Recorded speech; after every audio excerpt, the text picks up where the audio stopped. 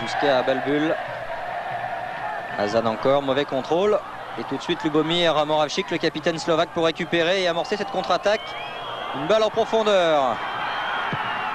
Le tir n'était pas cadré, l'ouverture du score. Le juge de touche n'a pas bronché. Un contre. Et après 6 minutes de jeu, ouverture du score par Rusnak, Stéphane Rusnak. Ouais, un ballon récupéré au milieu de terrain par Moravchik. Une ouverture lumineuse pour Dubovski qui sert en profondeur Rusnak. Voilà Dubovski avec ce ballon pour Rusnak et scellé au deuxième poteau. Arazi ne peut que constater les dégâts. Première contre-attaque et premier où Moravchik. En tout cas, il y a beaucoup de monde autour du ballon. Il y a même Vladimir Weiss, peut-être pour décaler cette balle. Ça va être pour Dubovski a priori, avec un ballon qui va être légèrement excentré. Moravchik qui prend sa chance et qui réussit le deuxième but. Un superbe coup franc de Lubomir Moravchik. Ballon bien travaillé, qui a contourné tout le mur israélien et pourtant il était consistant. Ginsburg, lui, n'a pu que constater les dégâts. Il n'a pas vu le départ du ballon.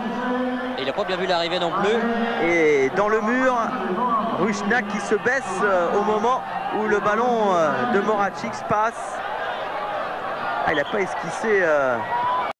2-0 pour les Slovaques, avec des buts réussis par Rusnak et Moravchik. Ballon profondeur, ça c'est bien joué de la part de Berkovic.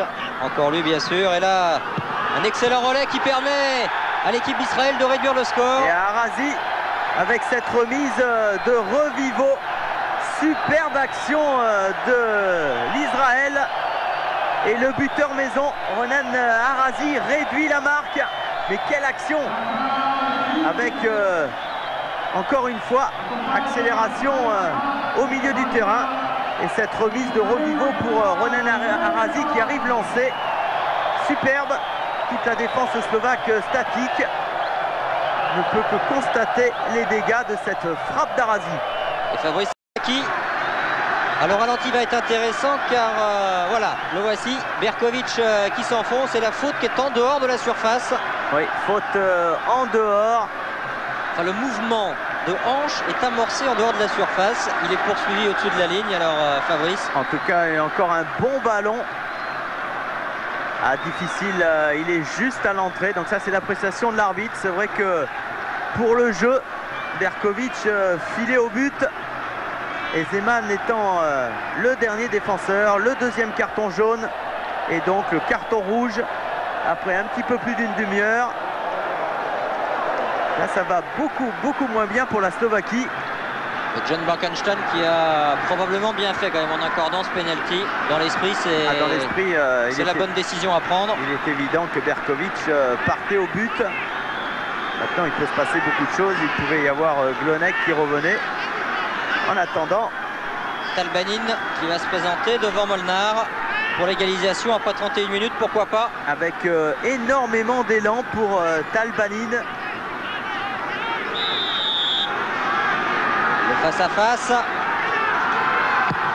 Et le deuxième but pour les Israéliens qui reviennent complètement dans la partie. 32e minute de jeu, de partout et surtout un avantage numérique maintenant pour l'équipe d'Israël qui mène dans les esprits en tous les cas.